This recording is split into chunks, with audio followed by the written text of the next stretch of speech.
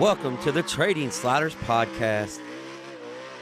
Here we go, Trading Sliders Podcast, episode number 49, being brought to you. It's probably a little echoey, isn't it? Yeah. It sound echoey? Yeah, a little bit. How about you, Jackson? Yeah. Sounds echoey? Okay, so it's going to be echoey. As I just said, we said Jackson. We got our co-host, correspondent here sitting with us, and we're in the Grand Hotel in Spring City, Tennessee. Yeah. 1:30 in the morning. Yep. They're being so accommodating to us. Now to Brian and Butch, maybe not so much because the computer is down. Yeah. But yeah, we're going to, the podcast that comes to you no matter what, each and every week. This week's guest on the podcast is Ethan Dotson, the 2019 IMCA Super National Champion, the 2020 IMCA Speedway Champion, currently 10th in World of Outlaw Series points. Second in World of Outlaw Rookie Series points. So Ethan Dotson, this week's guest, with it being the World 100 and the IMCA Super Nationals week, what better guest to have on than a guy that's competed in both, won the IMCA Super Nationals. This week's show being brought to you by Diesel Boys LLC. We say this each and every week. Please take care of the guys who take care of us. And if you need any type of truck deletes, any kind of diesel automotive work done, reach out to Diesel Boys LLC. Our deep dive is being brought to you each and every week by Kentucky Clutch and Performance. If you need a clutch for any type car, tractor, anything whatsoever, reach out to Chris and the guys at Kentucky Clutch and Performance. Our slider of the week being brought to you each and every week since day one are Walt at Speed Decals. This week's slider of the week takes a different route because Flash and I was at the races Friday, and this is Saturday. And the reason why we're recording this Saturday 2 in the morning is because we're going to the races Sunday. But the slider of the week this week happened to be for third place. When we tell the story, you'll understand what we mean. Yeah. But slider of the week this week being brought to you by Walt at Speed Decals. Crash of the week. You got a funny story about Crash of the week. Slider of the week and Crash of the week's kind of together again. Yeah. But we also got a Crash of the week number 2. Funny story. And it's never funny when someone wrecks, but it's a funny story how we get to it. But it's being brought to you by D.O. Handyman Remodeling, 812-989-5002, and Racetrack Spotlight, our new segment that we're doing, being brought to you by JT's Truckside Catering. This week's Racetrack Spotlight is, we're going to cover a crown jewel. Yeah. And it's not the crown jewel that you guys think, I promise you that. So all that and much, much more this week. First off, Jackson, are you good to set in the whole thing? Yeah, I'm all good. Jackson's all good. Flash, you awake? Oh, yeah. I'll wait. All right, we're awake because we just left. For a little bit longer. Yeah. We just left the Mountain View Raceway. And actually, we didn't even plan on Jackson being on the show. We came in. We're here at the hotel. We come in. We take our showers. And we're like, all right, let's go ahead and do this thing. And then, voila, Jackson's sitting in the lobby. Sitting in the lobby. Waiting to get a room, yeah. Yeah, his grandpa Butch is mean mugging everybody here because the computer system, I promise you, we paid our bill. So it wasn't us. Yeah. But news of the week is Crown Jewel Week. We're gonna talk about that. We got 3 events that you have to go to one time in your life, and they all happen on the same weekend. Yeah. We're gonna discuss that. When the World 100, the IMCA Super Nationals, and the World Figure 8 Championship. Our weekend road trip started, seems like 4 days ago now, but it's just last night. Yeah. Flash and I, we kind of carpooled. Yeah. Kind of. But there was 5 or 6 of us that made our way to Bloomington Speedway for the Usac, Indiana Midget Week finale. Yeah. That happened about 6 months later. It seems like, and a wild finish in the sprint car race. Yeah. And then we made the 6-hour trek down here to Spring City, Tennessee, and the Mountain View Raceway. So, Jackson's first time? Jackson's first time. What'd you think of the racetrack? Until the feature, it was probably top 10 on my list until the feature. Yeah. We're going to discuss that, but yeah, beautiful night at Spring City. Racing was really good early and not so good at the end, but it's just part of it sometimes. Yeah. And then tomorrow morning, all of us get up and we head down the road to Mountain View Raceway. Wartburg. I screwed that up. Yeah. I screwed that up on a racetrack spotlight. I screwed that up every which way possible.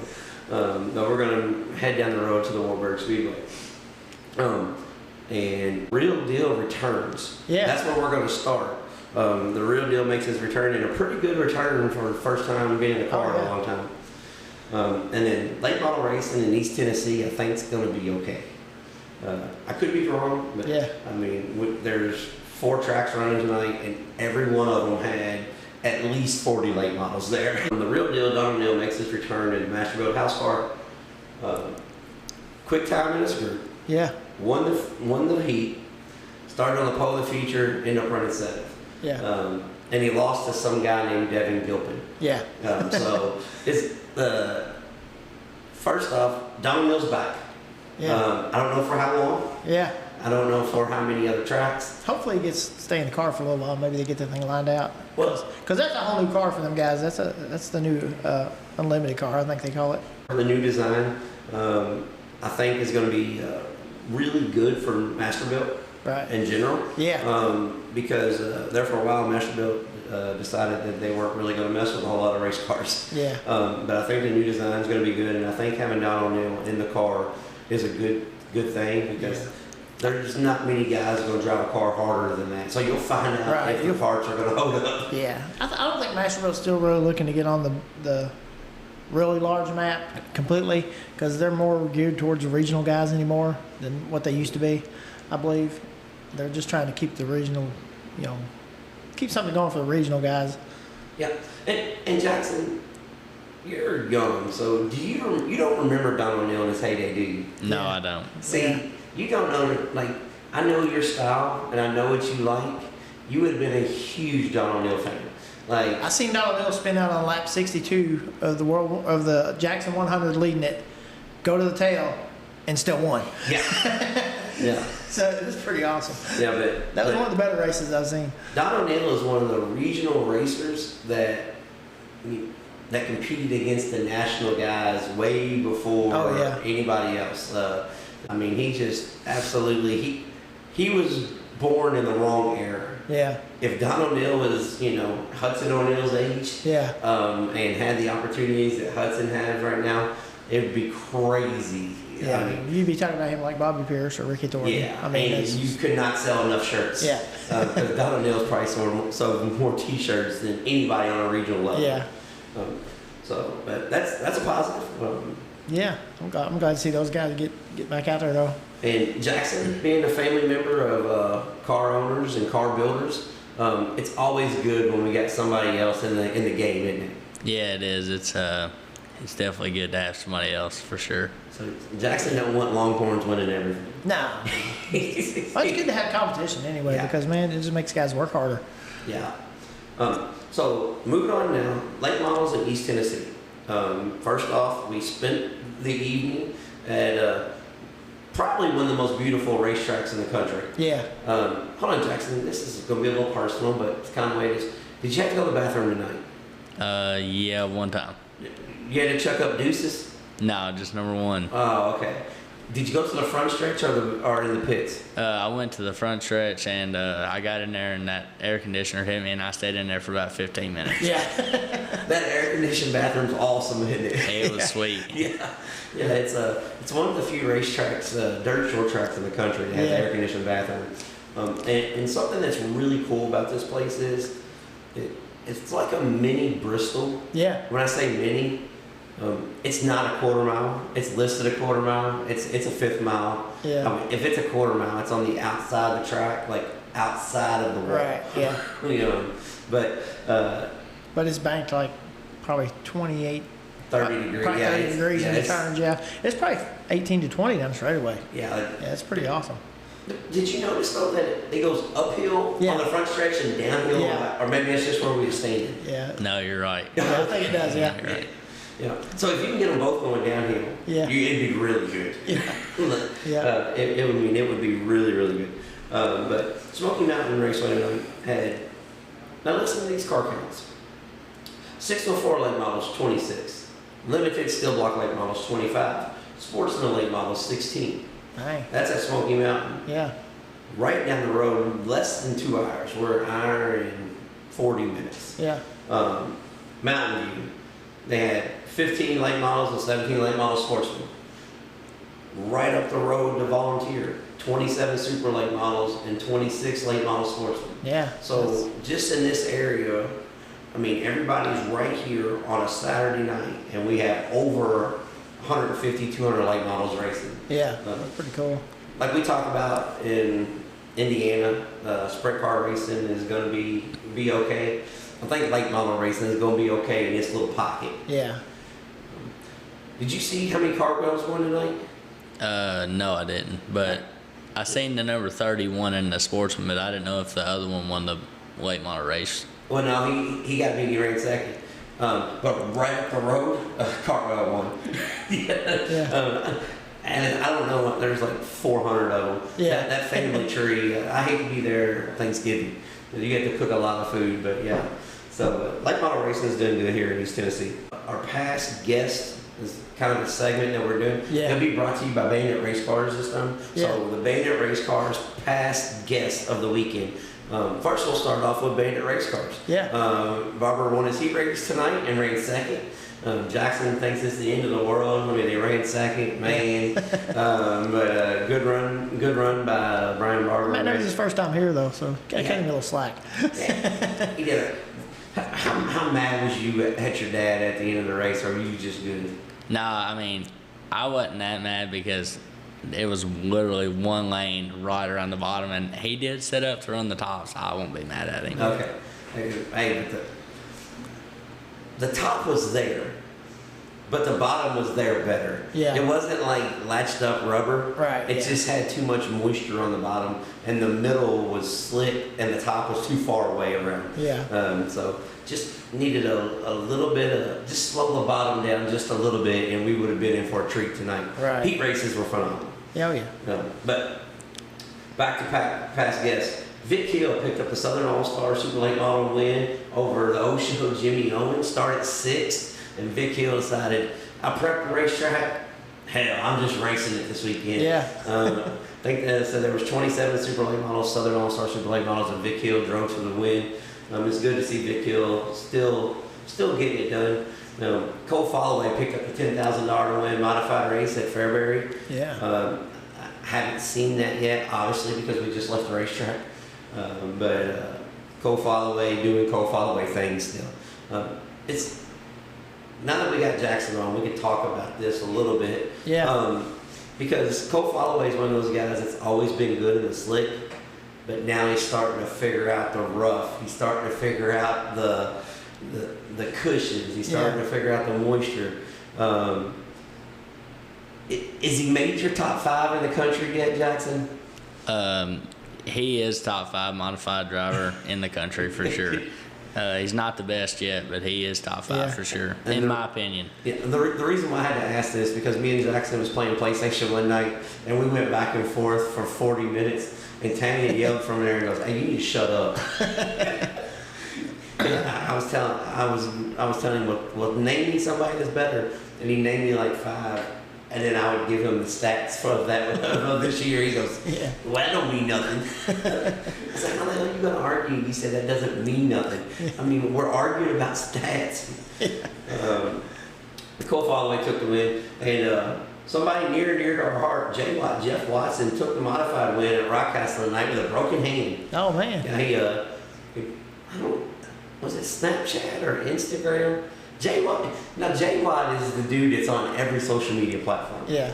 But he puts a tape and his cast is all, his hands all bandaged up, and he's at the store and he put the tape up. Did you see it, Jackson? And I commented on her, hold on tight. Yeah. He said, that's my plan. But yeah, Jeff Watson took the win with a broken hand. So I think that was everybody that's been on the show, how they, that they won this. Oh, one more thing. Hat tip to Ethan Barrow. Yeah. 104 sprint cars. Ethan Barrow rode off 4th tonight at the IMCA Race Saver Nationals. Oh, yeah. Something happened. He ended up 17th, but rode off 4th in tonight's A main after 2 nights of racing for the that's pretty cool. IMCA Race Saver Nationals. That right there was like a win in itself. Oh, yeah. Hat tip to him. I think that was everybody. I know Trey Osborne went to Illinois. He ran third tonight. He ran third tonight. My senior Jaden Rogers picked up the win, so that was good. Which was good after what happened to him last night. Yeah. We're going to get into that. We're going to get into that. All right, it's Crown Jewel time. And this is something that we were going to do something really special for this week. But like how we always say, like we pull back the curtains, I always drop the ball, or I got something going on, or I didn't really realize that for the week of the Crown Jewel that we were going to be at the racetrack 3 nights that weekend. Yeah. I mean, I should have thought that because that's kind of what we do, but I didn't realize that we were going to travel 1,000 miles over the weekend again and end up in Gatlinburg come Monday evening. So we're doing something a little bit different. We're going to talk about these 3 events because they're bucket list events. You have to go to them. Oh, yeah. It doesn't matter what kind of fan you are. And I'm glad Jackson's sitting in on this because, when we talk about the figure 8 stuff, he doesn't know what that is. He would absolutely love the 3-hour World Championship race. Right. Yeah. But if you've been 10 times, 20 times, it's, it just sets different. Yeah. But first we're going to start with World 100. World 100 is our racetrack spotlight / upcoming events. Our upcoming events is the 3 events we're fixing to talk about. Yeah. All right, we're not going to tell you, hey, go check out Thunder Valley's mini stock madness. None of that stuff. Yeah. It's going to be one of these 3 events. As I say that, I don't think I'm going to any of them. Yeah. No. I know I'm not. Yeah. Flash is going to be out of town for his anniversary. Yeah. What's your plans next weekend, Jackson? Probably whoever's racing in one of our cars probably end up somewhere around the house, probably. See, and I haven't really made my plan yet, but I think my plan is going to be something kind of like Bloomington Speedway for the Huntley Memorial Friday, and then Saturday, I don't have a clue yet. But, but with that being said, you have to check out these events. Yeah. Event number 1, the World 100, the granddaddy of them all. Super late model racing at its best. The best cars, the best drivers, the best dirt track facility in the country, best racetrack food in the country. You can't beat their food up there. Jackson, what's your favorite thing to eat at Eldora? I'm a big fried tenderloin type of guy. Okay, I can see it. Do you not like the hot wings? Hold on, don't tell me you're a person who eats no bone in your hot wings, huh? Are you? I'm boneless. Oh my God, I knew it. Flash saying me. Yeah, me too. Yeah, I'm with you. Hey, there ain't nothing wrong with some boneless, I'm telling you. But their chicken wings at Eldora are amazing. Yeah. With the cheese ball, but Flash ain't gonna mess with it. Cheese balls is what I have to Yeah. I know Flash is a cheese ball. Do you like the pizza burger? It's okay. That's me. Do you like the pizza burger? I've never had a pizza burger. I'm not. You've never had a pizza burger? I've never had a pizza burger. All right, next time you go to Eldora, get one. You gotta get one. Yeah, you gotta try one. But everybody talks about it like being the greatest thing. Yeah. I mean, it's all right. It's good, but it's not like I'd rather have a regular burger. Yeah. I would rather have the chicken wings. There's a lot of things that I would rather have. But yes, the World 100, the granddaddy of them all, the biggest late model race in the world. You have to go to Eldora to experience. You got to go to Eldora 2 ways. First, you got to go to Eldora and camp. Yeah. You have to. Tent, camper, whatever. You have to go over there and experience the campground, the atmosphere, the party that is Eldora Speedway. Yeah. And the World 100. But not only that, the atmosphere inside on race night of the World 100 is like nothing else. Oh yeah, it's crazy. They do the light things and they do the drones now. See, we're so old, we never had that. Like, we thought we had fireworks one time, Jackson, and the damn transformer blew. It was just arcing out on the backstretch. But Tony Stewart and the guys at Eldora have done an amazing job. They have taken care of the facility, upgraded the facility, and Eldora is a place that you need to go one time. World 100, yes. But me personally, I'm at a stage in my life Where I prefer to go to like the Baltus Classic this weekend, this Sunday. Yeah. No, we're not making that drive. Flash, we're going to be in the Smokies. Yeah. When I seen that look on Flash's eyes, I was like, we can make it. And I know how Jackson is. I'll ride with you. But yes, the World 100 is something that you need to do one time. The IMCA Super Nationals is this week, and there is no event in the world anything like the IMCA Super Nationals. Jackson, you have to go to this.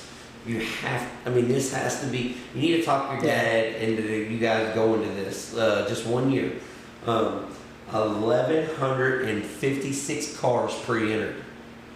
Over 400 IMCA modifieds entered for the Super Nationals. They pit in a Walmart down the street. I mean, literally, they drive down the highway to get to the racetrack. It's crazy. It is, just, you can't fathom the amount of race cars, the amount of track prep, the amount of food that's consumed, the amount of camping. Just the organization at this place is crazy. I mean, it's nuts how they pull this off. Like, you go to the door and you're like, all right, World 100, everything runs smooth. Well, we only got 100 cars, so I say only 100. We was at the track tonight where we had 100 cars. Yeah. And honestly, things went pretty smooth. Everything went pretty smooth tonight too. Honestly, after they did the track prep that they had to do, but honestly, it went pretty smooth. But the IMCA Super Nationals, it is like no other. They start racing at like 9 in the morning, and they race till like 3 in the morning, nonstop. And the track prep at the Super Nationals is the most unbelievable thing you will ever witness. Yeah. Have you seen any of the time-lapse videos where they do the track prep, Jackson? No, I haven't. All right, so I'm going to explain to you and everybody that's listening.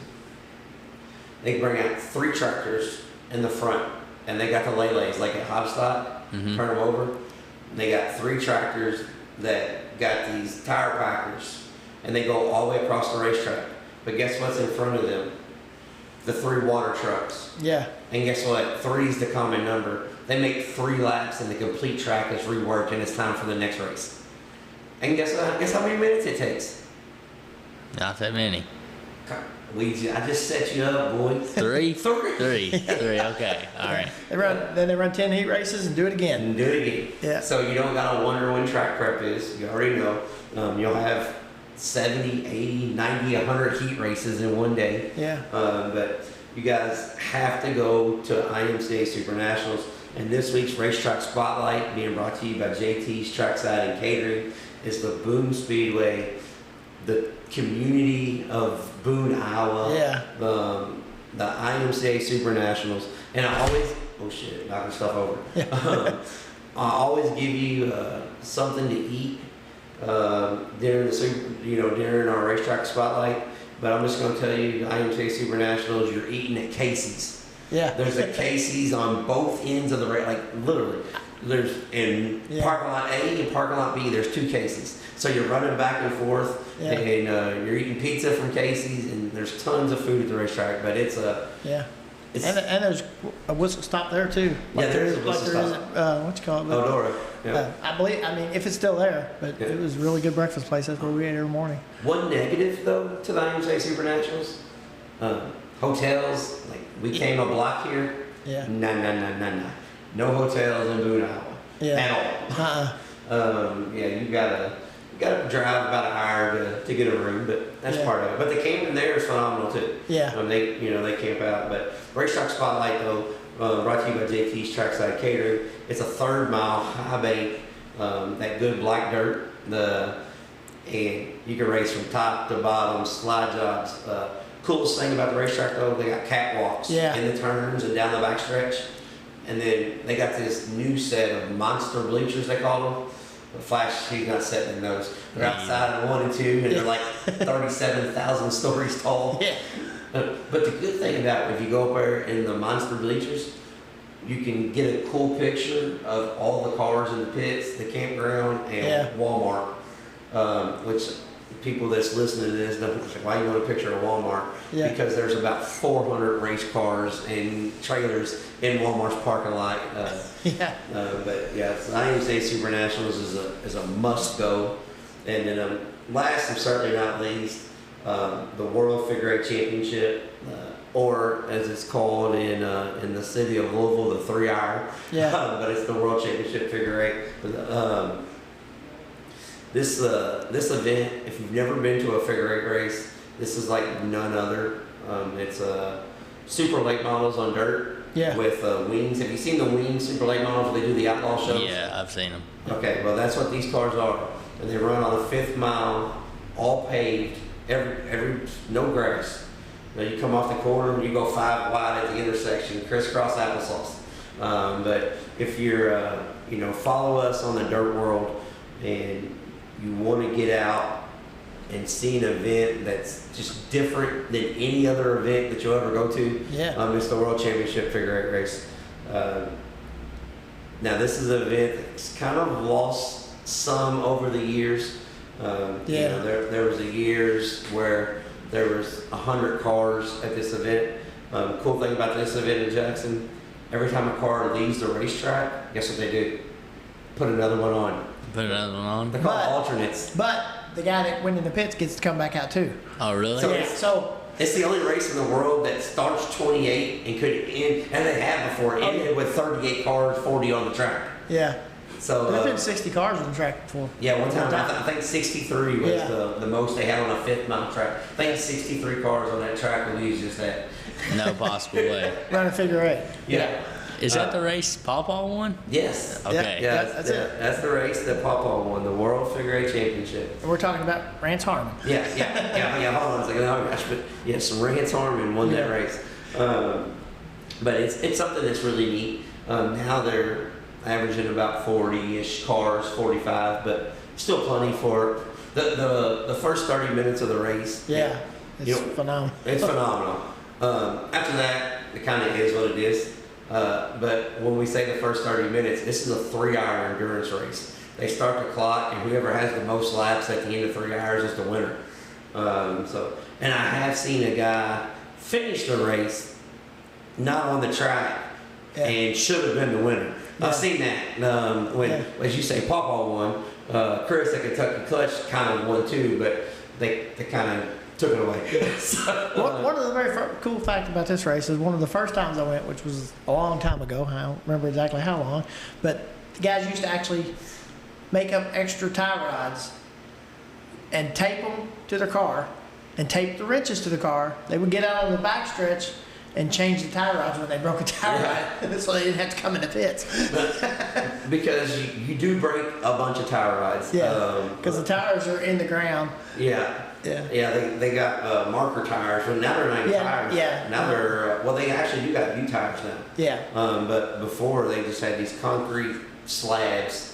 If you hit them, kind of like the old boys ramping in the mini socks tonight in the infield. Yeah, I've never in my life. Yeah, that curve down there, that's one thing I might change on that place if I had to. But luckily, though, there was no oil pans busted. Yeah, that's what I was afraid of. Yeah. Did you see, I'm sure you guys did in the Sportsman, did you watch the Sportsman Lake on the race? Yeah. You see the boys that hit the outside wall, come down and ramp the inside, and then nose dove it into the infield? I was like, Jesus Christ. Yeah. But those are 3 events that you need to go to, need to check out. Like I said, the World Championship Figure. Oh, hell, I guess we probably should tell where it is. It's in Indianapolis, the Indianapolis Speedrome. Yeah. We just kind of assume that everybody knows. Yeah, because we've been there a million times. Yeah. Jackson's gonna go. Hey, I'm telling my buddy, hey, we need to go to the World Championship Figure race. Where's it at? I don't know. Yeah. I just sit through an hour podcast. I have no idea where the hell the damn racetrack is. Yeah. So now we're gonna get talking about this week's weekend trip. Before we get off here and listen to late model hot shoot Ethan Dotson. So this week, Flash and I decided I think I kind of decided about Tuesday we was going to go to Bloomington. Flash didn't know if he was going to go. Brandon, Tanya's little brother, and his soon-to-be fiance. He doesn't know that yet, but if he's smart, it will be. Yeah. But his soon-to-be fiance went to Bloomington with us. It was her first time. Wasn't his first time. Fun fact about his first time at Bloomington Speedway, Dickie Gaines knocked the flagman out of the flag stand and ended up tied up in the pole. Yeah. That Jack Slash put on Facebook this week. So, But that was Brandon's first time at the Bloomington Speedway. But so we went to Bloomington Speedway. I took Jackson to Bloomington earlier this year. You know, Jackson never been to a sprint car race at Bloomington Speedway. Oh, really? Yeah. That's another one of our must-do things. Yeah, must do. Yeah. We're gonna get into that in the winter time. Like, in the winter time, we're gonna do a show where it's just strictly one of those weekends where there's not a whole lot going on. Yeah. Strictly, bingo card. And here I'm gonna give another show an idea. So Bloomington Speedway. Jackson never been to a sprint car race, so we're on our way up there, and it's Indiana Sprint Week. And I told Jackson, I said, we kind of got a late start. Well, first off, Jackson's like, "What are you doing tonight?" I said, "Going to Bloomington. You want to go?" And he said, "Yeah. When we need to leave?" And I said, "An hour." He lives an hour and 20 minutes from us, so he shows up at the house. We're on our way to Bloomington. And he's like, "I've never been to a sprint car race here. I've only been to a modified race and stuff." I said, "Oh, okay." Yeah. I said, "Well, they'll have 50 sprint cars tonight, and if we're lucky, we'll get to park on property." Yeah. He's like, "It's like a big race like that." And we get in, and this is no joke. If I'm lying to you, the Grand Hotel here in Spring City with Burndale, we got the last seats available at the racetrack. Tell them where they was at, Jackson. They was on the very bottom row, exiting turn 4. We were in the spray zone. Yeah. But what'd you think about Bloomington? Which I had been to Bloomington before, but it had been a while, but it was incredible, honestly. Everything about it was good. I really did enjoy it, and I'm looking forward to going back, and I want to go back to Circle City. Yes, Circle City is Circle City is another good one. That's another one, another good one. So, if you enjoyed your trip to Bloomington, you would have really enjoyed our trip to Bloomington this week. Usac National midgets. Gavin Miller took the win. Justin Grant. I thought Grant was going to win back to back. He had a flat because it wasn't the rocks that I didn't pick up. Yeah, no, we picked up. We picked up our rocks.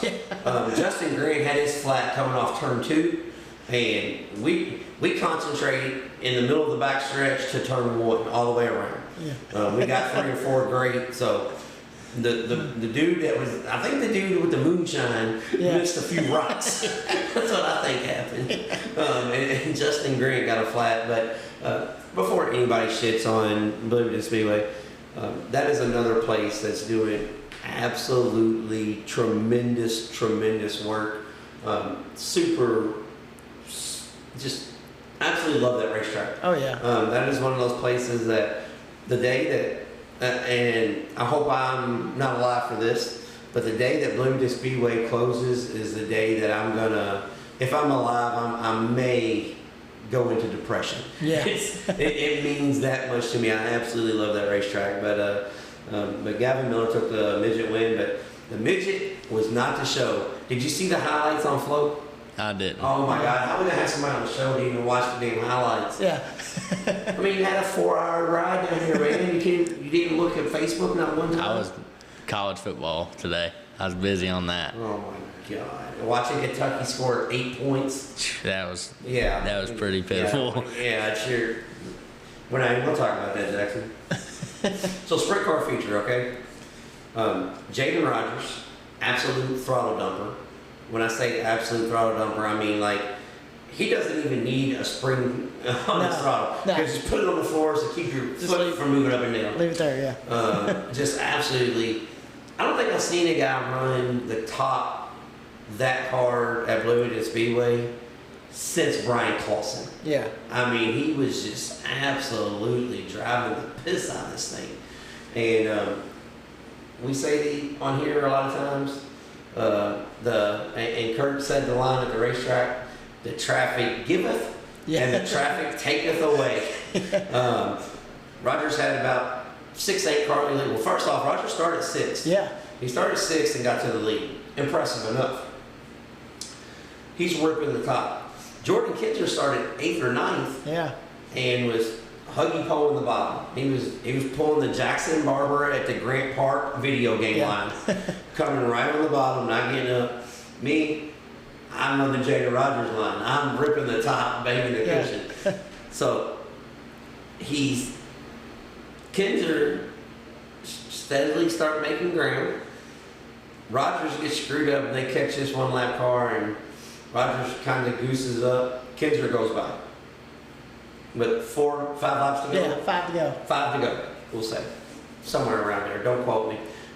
We've kind of been on the road for since that race. Yeah. So, Kinzer picks him off in traffic. And Pat Sullivan has one of the greatest calls ever. And so Rogers just takes his balls out, throws them over his shoulder, and says, "Watch this, guys." And he just starts running the top even harder. And the lap, with 2 to go, Rogers actually ran too hard and pushed up. But when Kinzer caught the same lap cars, I don't know if it's the same one or not. Yeah, but when Kinzer caught the traffic that gave it, Kinzer got screwed up and Rogers runs into the top side. They get the white flag, go down the front stretch. Kinzer's got 6 car length lead. Yeah. They come off turn 2. Rogers gets a big head of steam. Rogers clears Kinzer going into 3 on the cushion. Kinzer runs up on the lap car, tries to short slide the lap car to take Rogers' momentum away. He didn't clear the lapper. Yeah. Hooks him in the right rear, left rear digs in, flips up, barrel rolls 4 or 5 times. Yeah. I mean, pretty nasty, pretty gnarly one. Yeah. Red flag comes out. 1 lap to go. Cars go to the backstretch. Meanwhile, while all this is happening, hold on. This is the slider of the week / crash of the week together. Yeah. All right. The slider of the week being brought to you by Walden Speed Decals. Why Kinzer was running down, why Rogers was running down Kinzer, Tamahako threw a slide job and a half on third place, on the third place car of. Oh my God. Is it Haley Burns? Yeah, Harley Burns. Yeah, Harley Burns, yeah. He throws a slider, nasty.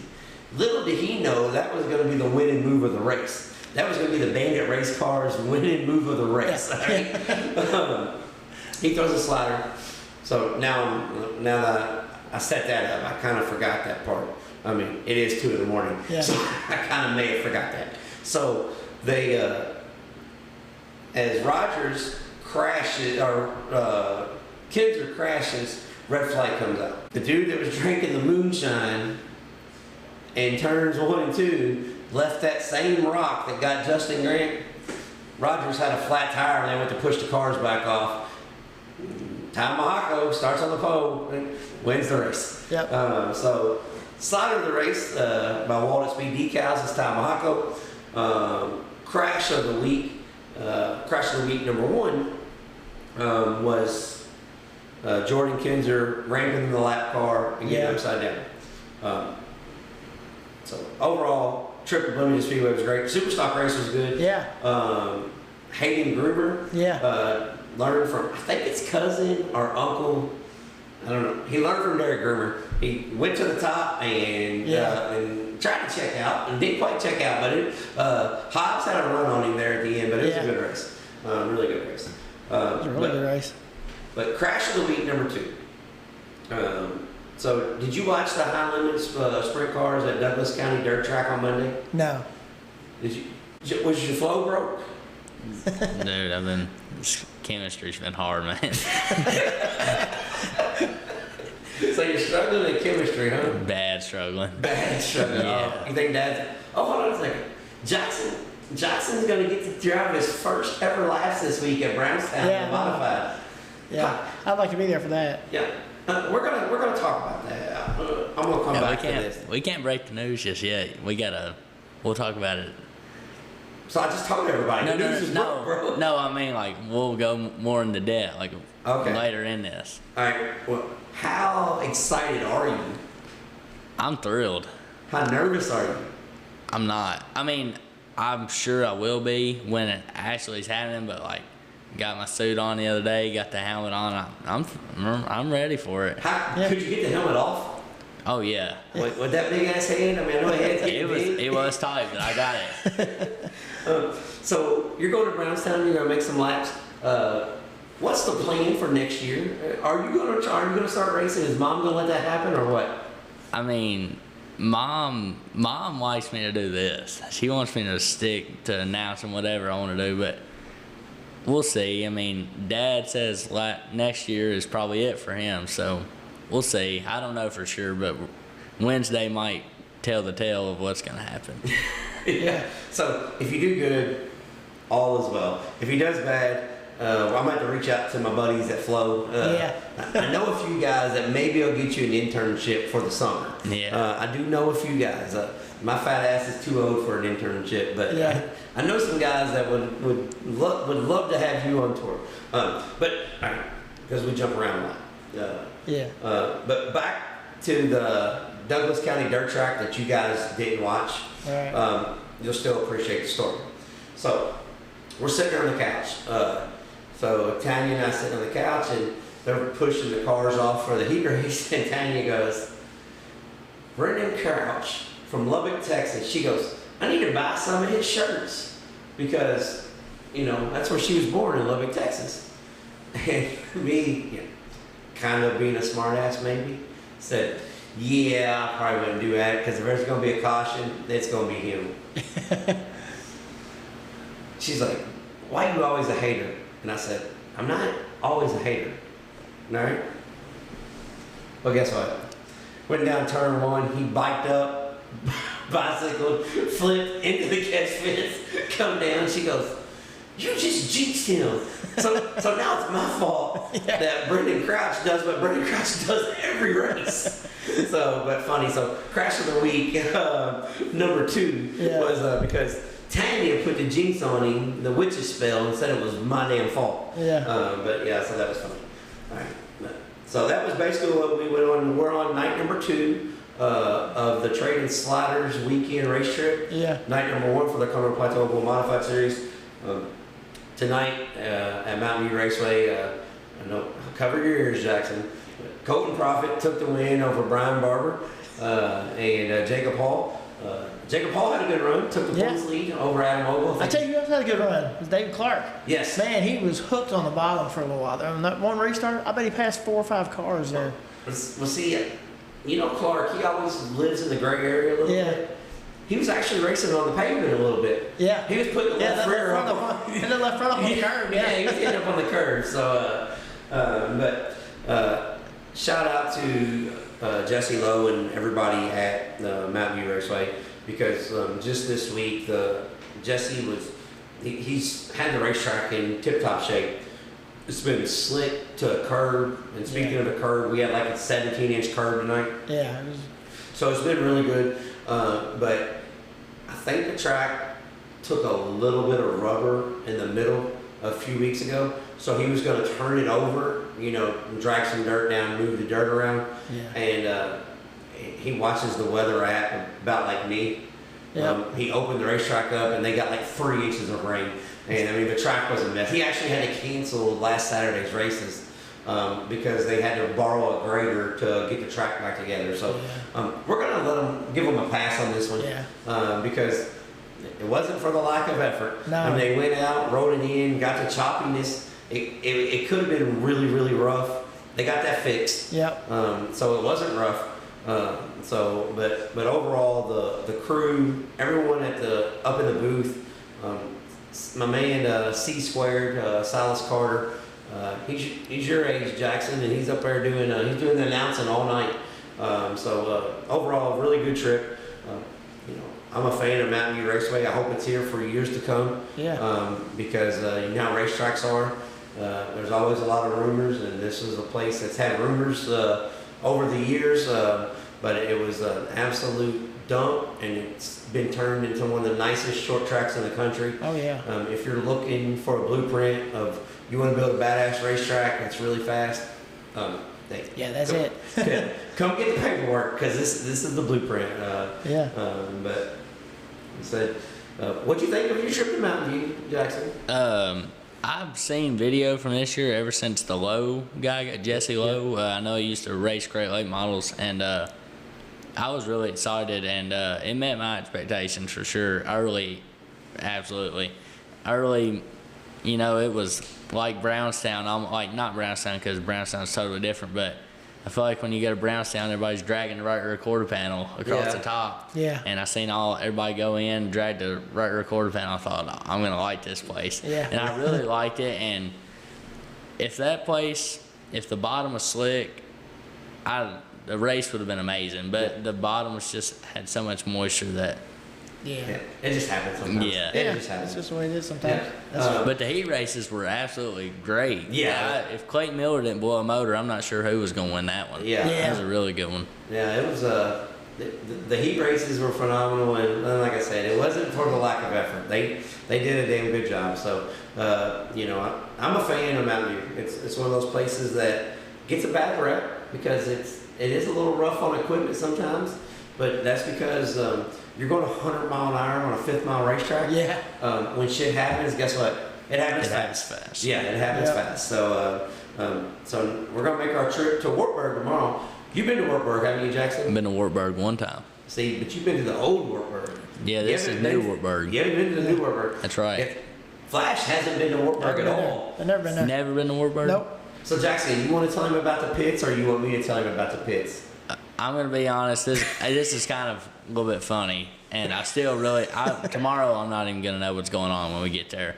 But so I've never been there before, and we roll in a couple years ago, and I was asleep, and I wake up, and you're sitting on top of a mountain. Like, I think it's a mountain. Like you're looking over everything, and the pits are down in a hole.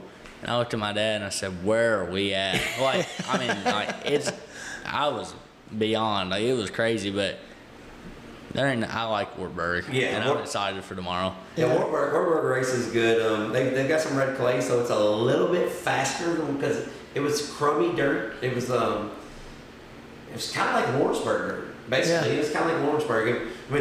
It had moisture, but it was so crummy you could race all over it. Yeah. I think it's been more smooth and more East Tennessee this year. We'll just say that. So I'm excited to get back to Wartburg. One cool thing about Wartburg, racetrack food there, off the chain. Absolutely. They've got a ticket taker that writes down your order.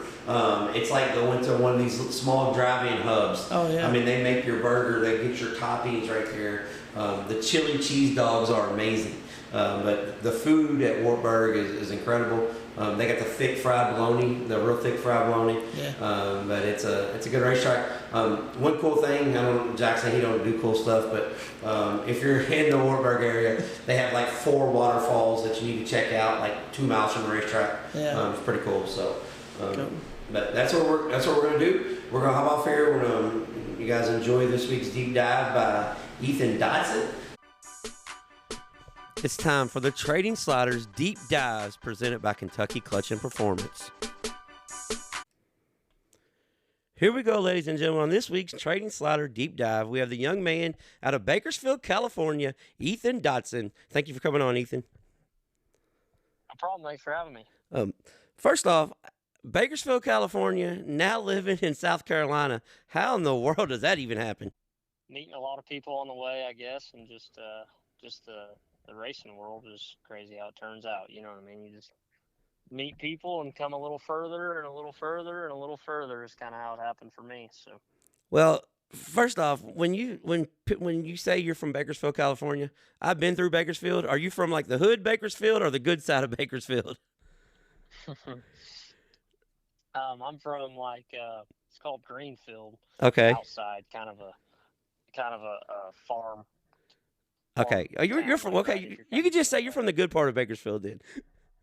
Yeah. I'd like to think so. Yeah. Bakersfield gets a bad rap, but they had an awesome little racetrack there for a while that you cut your teeth on, that's for sure, in the IMCA modified world. We're doing our show this week, and we're previewing the World 100. We're previewing the IMCA Super Nationals, and I thought, what better person to have on than a guy that's won the Super Nationals and made the World 100 in last year in his first attempt. So first off, we'll go the late model route, and then we'll trickle back down. But you drive the ASD Motorsports car for John Henderson out of South Carolina. This is your rookie season on the World of Outlaw points series, 10th in points. not exactly where you want to be, but also how tough is it traveling up and down the road every week with some of the best in the business? Oh man, it's super tough. It's just hard to go to a bunch of new racetracks. You know what I mean? Like a lot of them I've never been to. So you show up and you're just kind of trying to play catch up all night and stuff like that. But I mean, it's hard, but it's like a good hard. You know what I mean? Like I enjoy it. I enjoy the grind.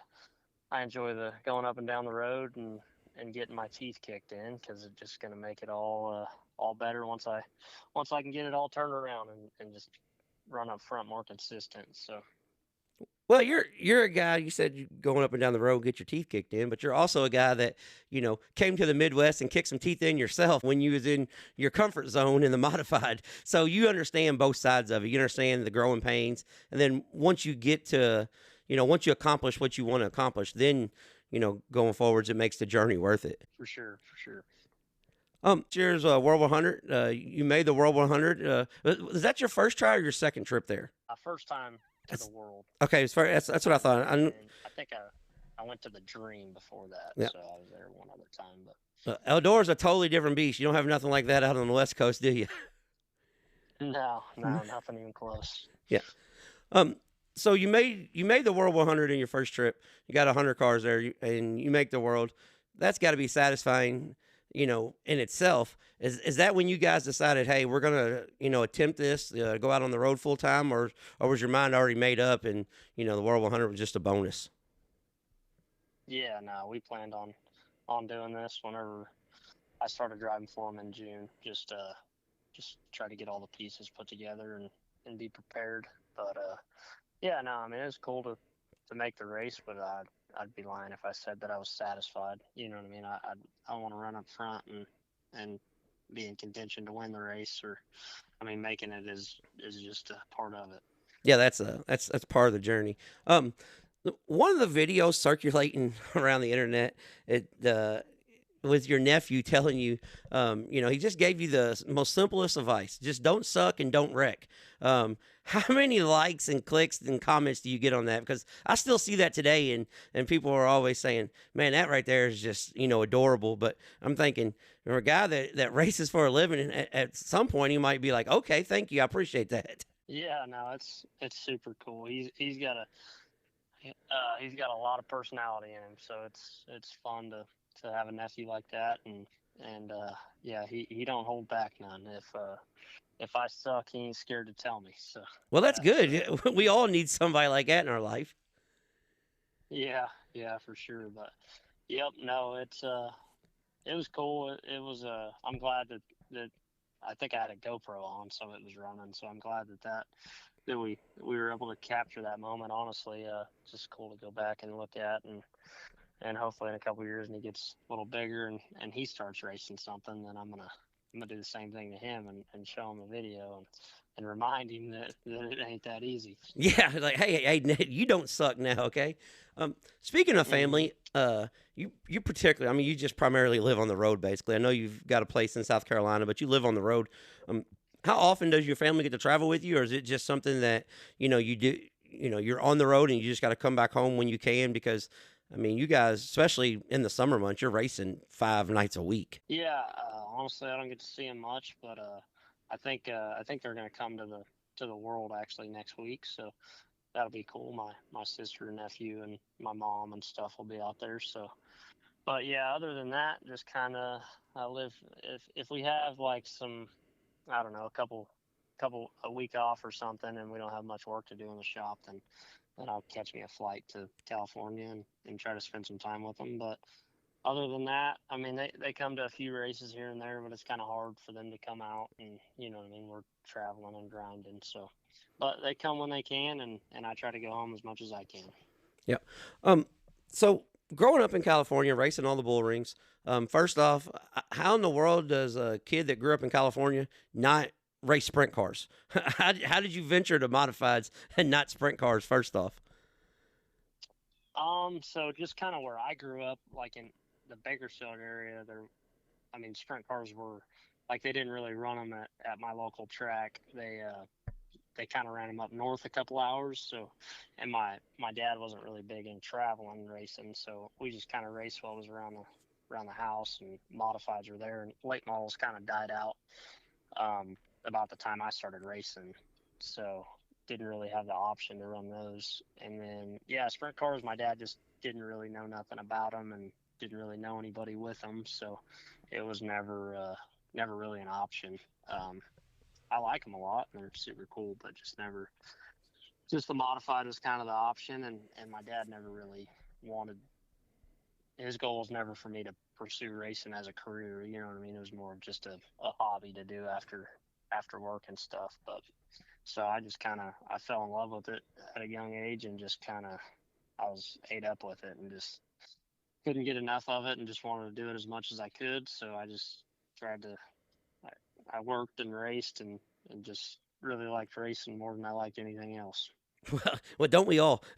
we all like racing more than working. But with like I said, you grew up there in California, and you won the IMCA Winter Nationals, won the California IMCA Speed Week. When you won the California IMCA Speed Week, all those races were on Flow, and that was right around the COVID time. And I remember thinking then there's a few people that come on the radar in racing, and it's kind of weird because people just stay in their own little bubble. If you follow modifieds, you stick to modifieds. If you're a sprint car, your head you stick to sprint cars. But I live here in the Midwest, and I remember when Kyle Larson come to Indiana to race sprint cars when he was 16 years old. And, you tell people in the area, it's like, man, this kid's really good. And, late model guys, they had no clue who he was, didn't even care who he was. And something reminded me of that when you were winning the IMCA California Speed Week. And I remember one night watching you at Antioch just absolutely pound the wall and get the win. And when you made your transition to come, to the Midwest, I remember people saying, well, who is this kid? I'm like, well, you guys must not pay attention on Flow, because he's been winning everything out west. Yeah. It just I was lucky enough to come out and go to Super Nationals and stuff and race a couple weeks out of the year, you know what I mean, to some of the IMCA tracks. But I just always dreamed to race late models. This is always been my end goal, but I didn't really know how to get there per se. But I caught a big break and met Steve Arpin, who's one of my best friends now. But yeah, I just got to race all I could, and then just came out and could go run Super Nationals and just meeting people and catching the breaks whenever, you know what I mean, and being able to run good whenever I could catch them. So it's super cool to be one of the few from out in California to come out and race, because it's just so far away. To sprint cars, they all, you know what I mean, the Outlaws and High Limit and all them, they travel to California, so it's not as big of a deal for a sprint car guy, you know what I mean, to end up out here. But for a modified guy and stuff, it's super few and far between, just because, like I said, the late models died out there, so it's just hard to come out and make something happen. Well, it's funny you say that, but I call it the Jeff Gordon effect, where, because everybody brings their kids to the Midwest, but you and Dylan Thornton and Ricky Thornton Jr., you guys kind of did it your own, you guys kind of did it the Jeff Gordon effect as well, but, you guys did it by hauling your car across the country and racing in the Midwest. So, I think that's pretty cool that, if you can drive a modified, you can drive any type of race car. Being a former driver myself, I get it. I understand, with the modified world, a lot of people don't understand that, especially IMCA, because the IMCA modified, you guys don't have open motors. You have a spec engine.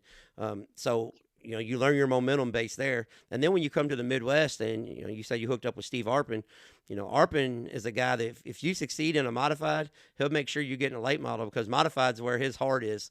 A lot of people don't know, when he come down from Canada, he was like the king of Eldora for about 4 years in a modified. Yeah, for sure. He's always a really good racer. So as you won your IMCA Super Nationals, question, because are they still pulling the engines out and doing the auction the engine off on the front stretch and that whole deal? I would assume so. I'm not sure. I haven't really been in a couple years, but yeah, whenever I want it, yep, They pulled it out in they auction. yep, you start it up and run it for a minute, and then they start bidding, and then they sell it. You pull it out, and that guy takes it, and they give you a new crate. So yeah, it's super cool. Yeah, I know this year you're gonna finish the World of Outlaw tour, but do you guys next year? You guys plan going back on the World of Outlaw tour, or what's the plan going forwards? Because I know how much of a grind it is, and I know you being in the, you're a West Coast kid, and like I said, you like traveling home. Is it something where you guys will go pick and choose, or I mean, what exactly you guys got in the future? I'm not really sure, to be honest with you. We haven't, just kind of focusing on finishing this year up and trying to get our program a little bit better, and that's kind of our goal right now. We haven't really talked much about what next year holds or what we'll be doing, but yeah, just kind of put our nose down and work hard and try to get better here, try to get us a couple more spots in the points and stuff, and finish out a little better than kind of the middle of the season had us running here. Well, it's not like you're getting your teeth kicked in every night. I mean, you picked up the win on the line. I think you picked up 4 or 5 other, wins throughout the year. So it hasn't been all down. There's ups and downs. Yeah, for sure. But I don't know. I hold myself to a high standard, and I expect more. So we just keep working and try to get better here. Well, I want to ask you about a couple races in the modified. I want to talk about one. I don't know if you remember this. I talked to you the night that it happened, but when you first come to the Midwest, driving a Longhorn house car, and you came to Florence Speedway on the night of it was the North South 100 week, and you put the car in the fence, and I don't know if it's qualifying or the heat race, and you had to come from the back, and you won on the last lap photo finish pass coming across the line. You remember that night? Yeah, for sure. Yeah. So that was the night when the legend of Ethan Dotson being a throttle dumper was made in the Midwest. And, I went over and I talked to you after the race, and I said, yeah, this place is different, isn't it? And he said, I haven't been on nothing this big before. We were bullshitting, and, the car was all tore up, and he said, but now I got to work on this damn thing for the next day. So, you're one of those guys that you drive balls out from start to finish. Does that just come from the California Bull Rings, or I mean, where's that actually come from? I think just wanting to win, honestly. Well, that's simple yeah, enough. I mean, I just want to win, and sometimes you don't always have the best car, but a lot of the way the racetracks are prepped, and which I like, if there's a cushion and something you can lean on and bounce off the wall and stuff, you can take your car that's not as good and kind of make something happen with it. So I don't know. That's just where, I mean, obviously the better I do, the more I get paid. So, and I want to win, period. So that's just kind of what it kind of always been. Just kind of, if my car wasn't there, I just kind of would drive as hard as I could. And sometimes it bites me, and sometimes I can make something happen whenever my car isn't as good to be there. Let me ask you, going from modified to the late model, how much different do the cars steer in? I mean, obviously you got bigger tires, and with the gearbox, you don't have a gearbox, you have a rack. But as far as driving the race car, do you got to make a major adjustment, or is it just get in and go as hard as we can? So truthfully, late models are quite a bit easier to drive.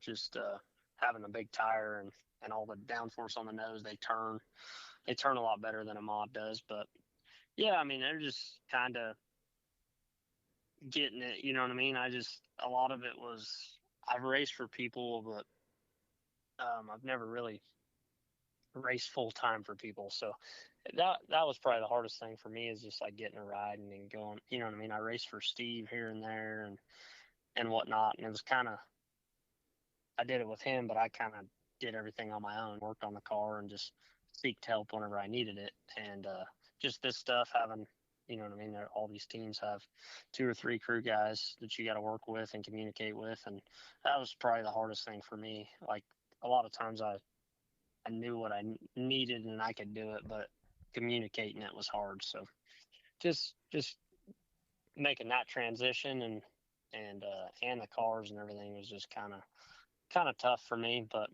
I don't know. I'd like to think that I'm getting it figured out a little bit better. Oh yeah, no. I mean, you won a late model race in Illinois.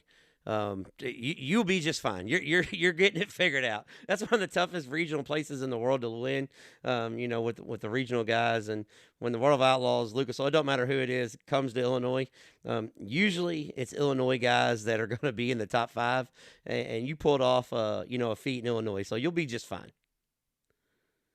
Yeah, I'd like to think that I'll be all right. I just need to keep racing and just keep my nose down and get it figured out. But it ain't for a lack of effort. How much are you on the decision making, or do you have a crew chief that you bounce ideas off of? I know everybody's got full-time help, but or is it just you're making the decisions, you're doing all the changes, and you got guys helping you? How exactly is your team structured?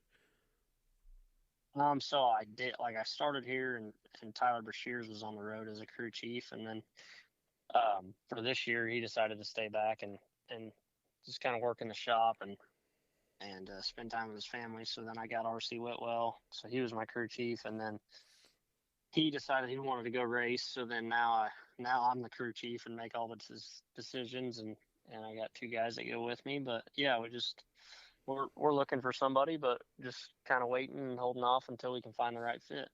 Well, that kind of seems the problem everybody has with racing so much and racing on the road and racing, an average team that doesn't try to hit every event, but, just follows a tour will run 70 nights a year now, 60 to 70. How hard is it to find help and then keep help? Yeah, I mean, it's hard. A lot of the people come are young and they love it and they're hungry. So that's easier to find. I got 2 really good boys with me, Nick and Brady, that are pretty consistent but yeah, it's just hard to find a good crew chief. There isn't really many of them, and so it's it's tough, and I just like learning to drive and make tire calls and changes on the car and stuff is just it's kind of tough to do all at the same time, you know what I mean? But yeah, I gotta be better at doing all that stuff together instead of just driving. But yeah, we'll just try to find a good crew chief, somebody that I can mosh with and that can make speed. That's kind of our goal for next year, but we'll just keep looking and I'll keep learning and try to do a better job myself at it until then. Well, here's the thing: when you're doing it all yourself, when the nights are bad, they suck. But when they're good, it's pretty rewarding, isn't it? Yeah, for sure. It definitely don't hurt. There's a few things I want to ask you about the way that our sport is. There's more money in our sport now than it's been in years. I mean, everybody. It seems like there's a $50,000 to win race, $30,000 to win race every weekend. How healthy do you think the sport of dirt late model racing is, and just the dirt track racing in general? Because we've had $300,000 to win modified races this year. There's $100,000 to win, stock car race this year. So how healthy do you think the sport is? I think it's really healthy. I think all that kind of says is just how much these guys have been screwing everybody for the last couple of years, screwing the racer, in my opinion. But yeah, I think the TV thing's really good for the sport, and I think it hurts the racetracks, the promoters a little bit. But I think in the big picture, it's better. And yeah, I think hopefully they can keep building it and keep getting us some money, some more money on top of it, like the streaming deal's big but yeah, I think it's headed in the right direction. Well, that's kind of where I'm at on it too, because I'm a big advocate, for streaming. I love it. Hell, I've got a TV room that's got 3 TVs set up where I've got multiple streaming events a night. But I'm also a guy on the weekend. I go to the racetrack Friday, Saturday, Sunday every weekend. I kind of did this as a kid. We traded tapes. Hey, do you have the the World of Outlaw tapes from Speed Channel? And so I always watch races throughout the week anyways, but it's not going to keep me from going to the racetrack. I live here in Louisville, Kentucky, and I'm 2 hours from Indianapolis, and I don't miss none of the Usac sprint shows because they're 2 hours away. I'm not just going to sit home and watch it. If I can make it, I can go. But I mean, honestly, how many people are actually in the area and just stay home and watch it on Dirt Vision or Flow. I don't think that's happened as much as the racetracks are acting like it's happening. Yeah, and I don't think so neither. I think that I think if you have a good racetrack and a good promoter and put on a good show, I think that it's you can get a full stands. And I think the streaming deal just helps, you know what I mean? Because there's so many people in California that get to watch all these things that for sure wouldn't be at the racetrack if the streaming wasn't up. So I think they help each other. I think the promoters could maybe do a little better job at making the shows go faster and everything where people wanted to go watch. You know what I mean? Now there's so many things to do everywhere you're at. There's just concerts and stuff like that are going on at the same time. So I think that's what our sport needs next, is just kind of to make it a little better, where it's just not the good old country boy that wants to go watch, that his wife and kids, you know what I mean? We could figure out something for them to enjoy themselves too. So well, that's kind of my opinion on that. Well, that's kind of the way I am. Like, because kids, like everybody says, well, we don't want, give everything away for free. Well, guess what? Kids are on social media, so the clips better be on social media. And I hate to say this, but the big time crashes, they need to be on social media, because that draws the kids in, and then maybe we'll get a fan out of it. Without fans, none of this is going to work. Same way without drivers. If we don't have fans, we don't have, new drivers venturing in, because kids, they're interested in other things. And, this is not a cheap sport to get into. So, we need every revenue avenue that we have. But, the way I feel about it is, if your track sucks, you're probably going to miss out. You're going to be the one left behind, because you kept people at the racetrack till 4 a.m. You had a hostage situation, didn't want people to go home. But if you're doing things the right way, there's a lot of people in Bakersfield, California, that had no idea that Fairbury was a badass racetrack, and there's a lot of people in Central Illinois that had no idea that Ventura could race like it does, and that's all because streaming. Everybody gets to see that now. Right. No, I agree for sure. Before we get off here, I ask everybody, first off, most memorable win. What's your most memorable win? In your career, and then we'll let you thank your sponsors to help make this happen, get up and down the road. Yeah, I mean, honestly, I'm gonna have to go with just the World of Outlaw win this year, just because kind of been a dream of mine since I was a kid. But so that would be the one for me. And then just my car owner, John Henderson, all my crew guys, Nick, Brady, Tyler, Mitch, just everybody that comes to the shop and helps us out. Just takes a lot. You know what I mean? There's a lot of work to go in these things. And Penske Racing Shocks, DK Grading and Paving, Jarrett Rifles, just everybody that helps us. We'll have a new couple more sponsors here for Eldora for the World next week, and get to do like a pretty cool car that is going to be special for me. So y'all look for that on our social media, and go give Ethan Dotson Racing and ASD Motorsports a like. There we go. The throttle dumper out of Bakersfield, California, former IMCA California Speed Week champion, former IMCA Super National champion, currently 10th in World of Outlaw points, out of Bakersfield, California, Ethan Dotson. Thanks for coming on, man. Thanks for having me. There you go, guys. That was Ethan Dotson out of Bakersfield, California. Young man that just followed his dream. Decided, I'm going to take this modified thing and parlay it into, a late model ride, and started off high, right out of the gate. Won a couple late model races. But he said, traveling up and down the road, get your teeth kicked in. There's a lot more downs than there is ups, that's understandable, being a rookie. And now, R.C. Whitwell's left the crew and went racing. So they don't really have they don't have a crew chief. They don't, he's making the calls by himself and just figuring it out. And he said, when I do good, it's good. And when I do bad, can't blame it on nobody else but myself. We appreciate Ethan Dotson taking time out of his busy schedule to come on, especially, the week before the World 100, you got stuff going on every which way. And, and one thing, guys, we got a lot of really, really cool stuff coming up. I know we touched on it a few weeks ago, but there's some stuff that we got coming up, some some major events and major stars, and not only that, we got some things coming up that are they're going to be really, really neat. Everybody does the podcast kind of, it's got like the same format, basically. Yeah. Some long form, some short form, but we got some stuff coming up that I think it's going to not really change the game because it's been done in certain things, but we got some stuff coming up that's going to be it's going to be fun to keep, especially through the winter as we go through the winter months. And this is episode number 49. Yeah. So we're 3 episodes away from 1 year solid, no breaks, no weeks off. Yeah. Each and every week, guys, we're going to bring you a show. Like it or not, it may be done at a rest area, it may be done in a hotel lobby, it may be done at Brooklyn Bridge in New York City. Yeah. We will bring you a show each week. That is our goal. That's what we set out to do. We're not going to take any time off because this is a sport that has no off season. Yeah.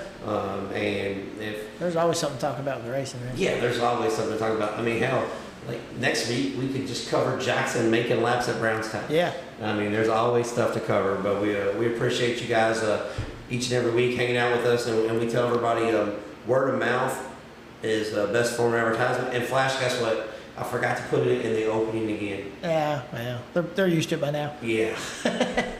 Jackson, you're on a history-making episode. We have over 400,000 downloads. Yeah. That's crazy. Want to listen to us bullshit? Yeah. Come on now. 400,000 people is a lot of people. It's probably not all 400,000. Yeah, but still, sounds good. Yeah, sounds great. There's been that many people hit play. Yeah. And listen to 75% of the episode. Right. So cool. we could have more than that. We don't know. Yeah. Yeah, so we're going to hop off here. We're going to go to Wartburg here in basically about 5 hours because that's kind of what we do. Flash and I are going to end the trip off Monday in Gatlinburg. So when you guys, when this show comes out late Sunday night, early Monday morning, just know that we've been at the racetrack for another 16 hours, and then we're hanging out because we didn't walk enough. We're going to walk through downtown Gatlinburg, get something to eat, and make sure our feet hurt really bad before we get back to work. Yeah. And Jackson's going to go study for a chemistry test. Oh, Flash, I got a funny story real quick, though. What's that? My man Burger, last year, he sent me a picture, and he says, "Hey, what's the answer to this?" I said, "Bro, I haven't been out of school so long, that shit looks foreign." Yeah. But I said, you know what I do got? Same thing you got, Google. Yeah. So I was sending the answer back. I said, "There you go, bro." He goes, "Man, how'd you come up with that so quick?" I said, "Google." Yeah. As long as it took you to Google me or to message me, you could have Googled the answer. Yeah. But we appreciate Jackson hanging out with us here. Yeah, appreciate you. Come on. Because Jackson, so this is the 3rd time on the show? 4th time? A 3rd or 4th. He's filling for me twice for sure. Yeah. So and he might have to next week, depending on where I'm at. Yeah, Jackson. I got to tell you, next week you might come on the show with us. Sounds good. We'll have to talk about it if I do make some laps. I'm in Missouri. Yeah. Yeah, that's why you speeding. I'm in Missouri. That's why. That's why. But yeah. So next week, we might interview you next week, Jackson, after you make your laps. Yeah. Actually, no, I can't. I lied. I can't do that. I've already got an interview next week. We can have you on, but you can't be the interviewee. Yeah. We're gonna say that Tony wins his first feature anyway. Yeah. That's what we do everybody else. Yeah, you got to win your first feature. And Caden. Yeah. I'm gonna get you on. Yeah. I'm gonna get you on. We gotta get him on. Hell, you might be episode 52. Yeah. I'm gonna get you on, okay? But episode 52, I was gonna do Flash because that was actually, I think we still need to do, us. Yeah, us together. Because we don't know what the hell. we started this and never really told anybody who we was or what we've done or. Yeah. They're like, damn, they just do podcasts, you know. Yeah. I'm like, yeah, we're real good at that.